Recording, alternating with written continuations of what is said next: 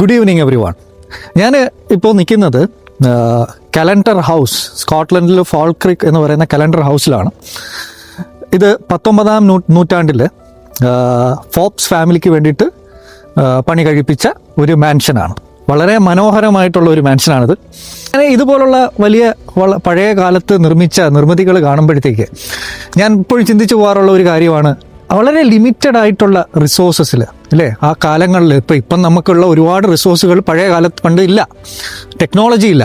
ആ സമയങ്ങളിൽ നിർമ്മിച്ചിരിക്കുന്ന പല നിർമ്മിതികളും നമ്മളിപ്പോഴും വളരെ ആശ്ചര്യത്തോടെ നോക്കിയിരിക്കുന്നവയാണ് അല്ലേ.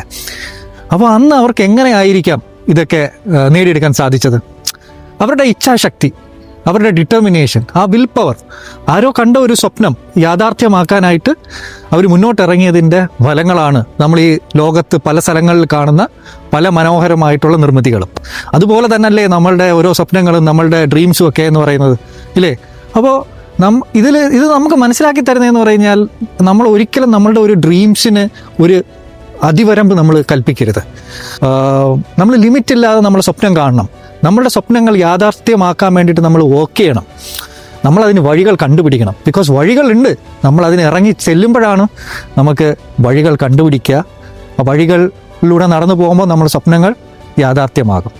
അപ്പോൾ എല്ലാവരുടെയും ആഗ്രഹങ്ങൾ, അവരുടെ ഡ്രീംസുകൾ വലുതായിരിക്കട്ടെ. ആ വലിയ ആഗ്രഹങ്ങളെല്ലാം നേടിയെടുക്കാൻ എല്ലാവർക്കും സാധിക്കട്ടെ. Thank you.